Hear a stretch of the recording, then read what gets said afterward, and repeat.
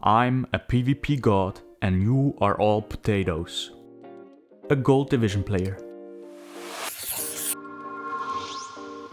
Welcome, ladies and gentlemen, Master of None here. What you just heard was the first title that I had come up with for this video, and I didn't want to let it go to waste. Today, I'm bringing you the third episode of my return to GW2. We're taking a bit of a break from playing through the expansions and living worlds since I want to take the time and talk to you about structured PvP. If you are tuning in for the first time to this series, it's about my return to the game and catching up with everything that I've missed. Along the way, I'll discuss various topics that hopefully can lead to some interesting conversations. The chapters also seem to finally work on the videos, so if you're looking for the 3 steps specifically, you should be able to easily find them. First, I want to answer the question why you should even start to PvP. If we disregard the fact that you are just missing out on a big part of the game, there are still other reasons to do so. PvP is a great place to get your dailies done. You can usually knock them out in just one ranked game, which takes about 10 minutes provided you win. On top of that, you're automatically making progress on your reward tracks, awarding you mystic clovers, a ton of different skins and a decent amount of money. You also get potions of PvP rewards. Personally, I love to hoard these potions in my bank until I really want something immediately and don't want to grind for it. As an example, I saw the War Beast shoulders in the wardrobe tab of my bank and needed them for a transmog set I was doing. Now, War Beast armor is not that easy to come by, and the shoulders cost about 270 gold from the trading post when I checked. However, since I had these potions on the bank, I could burn through 80 of them and finish the Crystal Desert reward track immediately, getting the shoulders for free. PvP is also another source of ascended and even legendary armor. Rewards aside, for me personally, the Guild Wars 2 combat system shines especially in PvP. It's fast-paced and very skill-based. There is a lot to learn, and the beauty about any PvP game is, while everyone is finished with their PvE content, every match for you is going to be different, potentially providing entertainment for a much longer time. Now, PvP sadly can also come accompanied with toxicity, anxiety and stress. Since coming back to the game, I thought about what made me enjoy PvP back in the day. Because the first couple of days I tried to PvP, I absolutely despised it. So let's get started. Step 1. Choose a role. PvP in Guild Wars is not a simple deathmatch. Instead, it's played on 3 nodes. The first team that gets to 500 points wins. Points are awarded by holding nodes, getting kills, and sometimes doing some side objectives. To win consistently, you need 4 specific roles in your team: a support, DPS, roamer, and a duelist. Now, this video is not a guide on PvP basics, but I think it's crucial to know what your build is supposed to be doing, so you can execute it as well as possible. If you are playing a support build without being aware of it and end up trying to duel people all game, is a sure way to lose more often and will definitely not make you happy. Ask yourself, do you like big team fights? You should probably be looking to play a DPS or a support build. Do you like to be mobile and create unfavorable situations for the enemy team? Play a roamer to help your team get quick kills in 2v1 situations. If you like to duel people, pick a duelist and try to stick to side nodes to win 1v1s for your team or even keep 2 people occupied without dying. As an example, when I came back a couple weeks ago, I hopped into PvP as a Power Herald, which is a roamer. Now, I like bursting down people quickly and it's why I picked that build. But I noticed that I would get really frustrated when I couldn't do my role properly, because we didn't have any side noder that could hold a node for a bit. After about a week, I switched to a Weaver for PvP, so I could be the duelist for my team instead, and focus mainly on my 1v1s. Recognizing what annoys you the most in any given game, and then trying to be the solution is a great way to start having fun. Maybe it drives you insane when your team immediately wipes on mid. If that's the case, it might be a good idea to start learning a support build so you can keep your team alive in these big fights.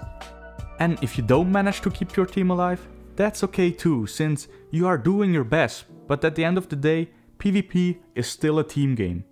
This brings me to step 2. Focus on yourself. Before you do that though, if you're enjoying this video, focus that like button so others can enjoy it too. What I mean with this step is, try to not focus on mistakes your team is making. Instead, see it as a challenge. Alright, teammate A just made a really stupid decision. Is there any way for me to try to salvage this situation? Have you decided to play a support build but you didn't manage to get the res off in time? Ask yourself, could I have done anything better in that situation? Maybe I should have kited off the node a bit earlier so the enemy team wouldn't have noticed what I was trying to do. This type of thinking might not be easy at first and will require some practice, but I can guarantee you that you will start enjoying PvP a lot more. Getting analytical about it will lessen the amount of angry emotion you feel, and as an amazing side benefit, will improve your PvP gameplay a lot quicker. This is a positive cycle in itself, since when you start noticing that you are improving, you will also have more fun playing. This was another reason why I switched to a side noder. If I was losing my 1v1s, I didn't really have anyone else to blame for that. Instead, I had to focus on my mistakes and figure out if there was a way to beat that ranger or if I should disengage from that 1v1 relatively soon.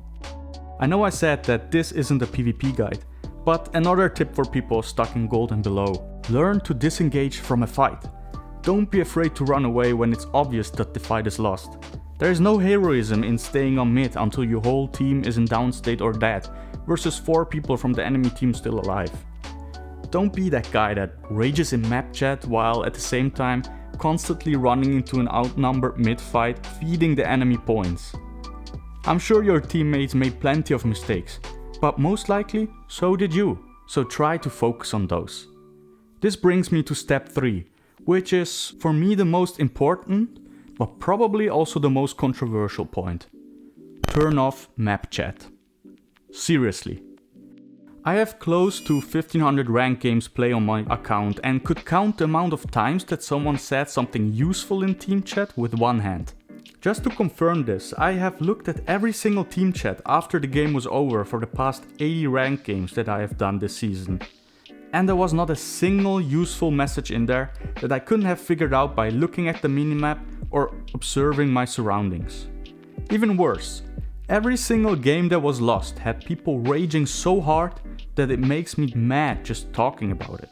Especially since you don't need a PhD to point out tons of mistakes that rager just had made in the past 5 minutes. I think this is pretty typical for the gold division and makes me long for the days where I was good enough to be in mid-plat.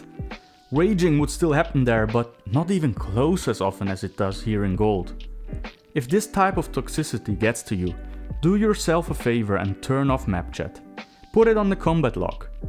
This way step 2 will be much easier to follow, since you will focus more on the game and also you won't stop playing immediately after one loss.